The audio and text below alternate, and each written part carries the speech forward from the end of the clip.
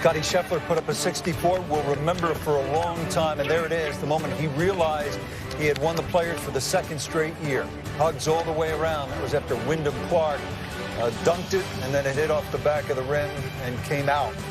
Otherwise, they would have been headed to a playoff.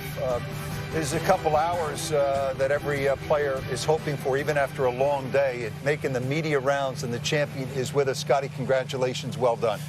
Thanks for having me on. You're making a habit of this. This is 2 Sunday nights in a row. Bay Hill, I like hanging out with you guys on Sunday. It's fun. Let's keep it going. 30, 40 years from now, you get maybe a grandkid or two running around. What are the moments you'll remember from this day? I think, the winning moments are always special.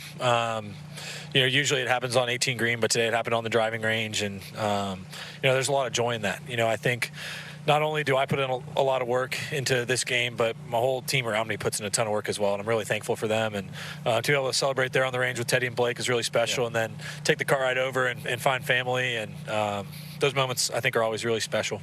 You matched the largest comeback ever at this golf course. When you came out here today, you were 5 back. In front of you and at the top of the leaderboard were the U.S. Open current winner, the Open champion current winner, of course, the gold medalist, Xander Schauffele, who's playing some great golf. Did you think that you had a chance when you came out here today, and what was your mindset beginning the round? My mindset today was just to go out and have a good front nine. Playing with the lead on this golf course, I think, can be very difficult. And I was just trying to do my best to get off to a good start. And, I imagined birdieing a couple of the first few holes, but I came out with pars, and then had the nice hole out there on 4. And, my goal was to try to get to about 17 by the time I made the turn, just because, if they shoot a couple under on the front 9, I'd still be in it with 5 under. If Xander or Wyndham or anybody went out and had a really special day today, I didn't really have much of a chance. So I definitely needed some help. And, it was nice to kind of get my name up there on the leaderboard and, put myself in the tournament heading into the back 9. Scottie, I'd just like to get into your mind a little bit. I mean, one of the things that's outstanding about you is not just your quality of golf, but your course management and how you navigate your way around. I mean, you were flying on one wing for 2 rounds there with the injury that you had and still shooting a score, and your course management was the reason.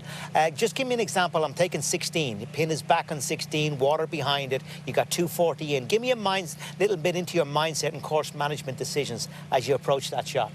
Well, the one on 16 today, yeah, back pin, it was kind of in off the left, and the wind had kind of been going in and out all day, and so I was just kind of hoping to get, some quiet wind there, because it'd either have to really be blowing for me to hit 3-iron, or it'd have to lie down for me to hit 4. It was actually kind of in between clubs there, so we decided to just try to smash a 4-iron up there, and that was something that I wasn't able to do the last 2 days. Today I was feeling a lot better, and so I was able to take, a full rip at a 4-iron, and hit a really nice shot. Actually kind of hung left on me, but I missed in the right place and was fortunate to have decent stance in the pot bunker over there. Missing in the right place is a thought process, right? I mean, you're obviously thinking about that before you hit your shot. Yeah, well, most of it is just prep work before the shot. While I'm over the ball, I'm definitely not thinking about where I want to miss it, but usually the shot that we choose kind of gives us the most margin for error, and it's a shot that I'm always, trying to be as comfortable with as possible. But, this golf course, I think, does a good job of making you feel uncomfortable at times. But, just trying to be committed to what we're doing out there. And I think Teddy, if we're going to talk about course management, I think Teddy's a huge part of that. Yeah, sensible shots as well at 17 and 18.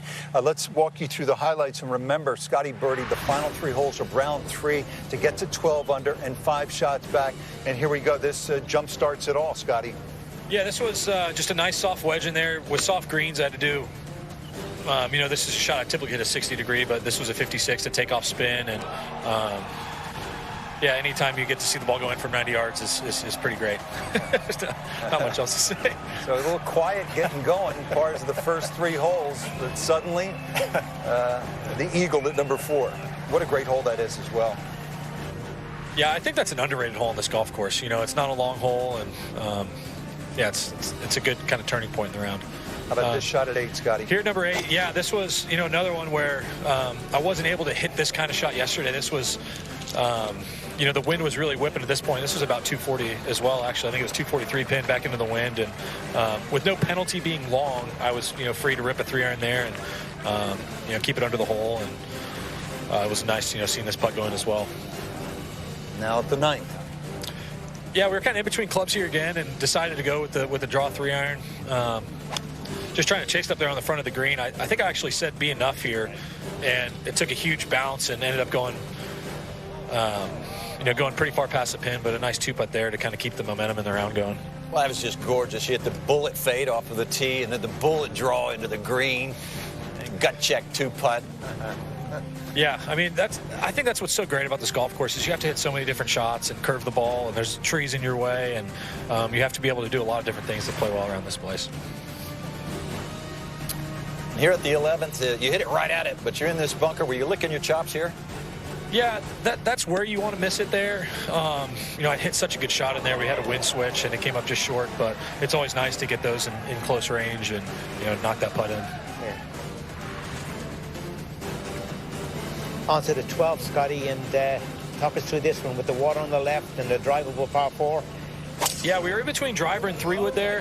Ended up going with just a slight hold with the driver, and I hit this one right on my line and landed right where we needed to, and that's just one of those shots. You're trying to get it up there somewhere around the green, and that one came down right on our line. I got the nice kick left, and I had a good look for eagle there that I may have hit slightly through the break, but hit a nice comebacker there to kind of keep the momentum going in the round. And as tight as this was, I mean, you just couldn't afford to make a mistake. You're in this left bunker. Take us through the thought process here. Yeah, these bunkers, they've had a lot of sand in them this year. You can tell I was kind of on the downslope there, and there's a valley there, where I kind of landed the ball. If I landed a little short or a little longer, it kind of, had some area there where I could land the ball. And so, I was just trying to use that to the best of my ability. And, I maybe chunked a little bit and got it to run out there close to the pin. Birdie there to get to 20 under. Now at 17, what are you thinking here? I was trying to hit a little holding shot over the edge of that bunker, and to win there is so frustrating because you play 16, it's into the wind. You get to 17 tee, and I'm standing there, and it feels in off the right, and you're looking at all the flags, and they're blowing straight down.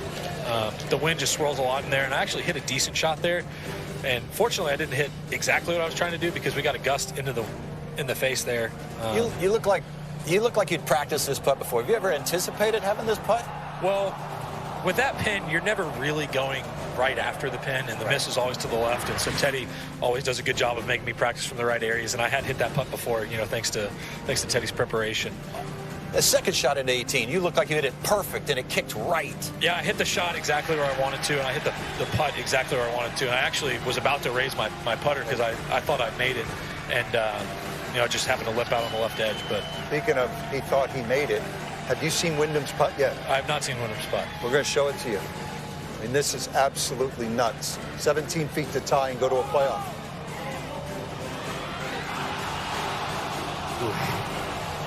It's tough. that hole. It's a tough finishing hole, and I mean, Wyndham put up a good fight. He put up a good fight last week. He's been playing obviously some great golf this year, and I'm sure this won't be the last time this year that we're both on top of the leaderboard battling it out. Yeah. Scotty, how timely was this drama, last hour, this frenzy that we've all been dying for, just given everything that's happened in this sport? How crucial was this? Good for the sport in your estimation? Yeah, I think it's a fun finish. I think people want to see close events. They want to see the best going up against each other. And, you got guys like Wyndham and Xander who've been playing great golf this year, and Brian Harman, the Open champion. We had the Open champion, the U.S. Open champion up there battling out, trying to win this tournament. It was a lot of fun for me just being in that arena, trying to chase these guys down. And, I'm hoping to do a lot more of that this year. Scotty, in the last year and a half, every critic, every media member, and probably just about every competitor has been asked about your woes on the greens. Last week after you won, your peers were just irrepressible with praise about you're on a next level, can't compete. Whether it's criticism or praise, that's noise. How do you quiet the noise to get to that place where the best golf comes from?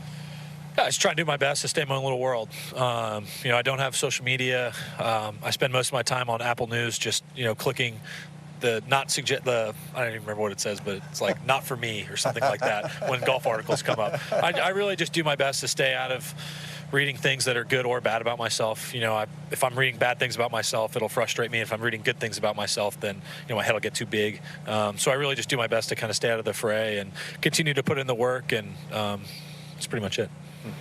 I'm guessing whatever happens, you could win the single season slam, and it will not, God willing, be the greatest thing that will have happened to you in 2024, given what's on the way for you and Meredith and your family. Yeah, we're very excited to be starting our family. Mary's been a great mom already, just being pregnant, and I can't Can't put into words how exciting it is. We've had some great friends at home in the past couple months that have had babies as well, and one of the first times that really hit me was a couple weeks ago. We were leaving our small group, and I'm watching two of my best friends push their babies out in strollers, and I'm kind of sitting there like, holy smokes, like that's going to be us in a few short weeks. And it's going to be exciting. We're very thankful for the gift of life inside Mary right now, and we're just looking forward to it. Scottie, you're not just a great player.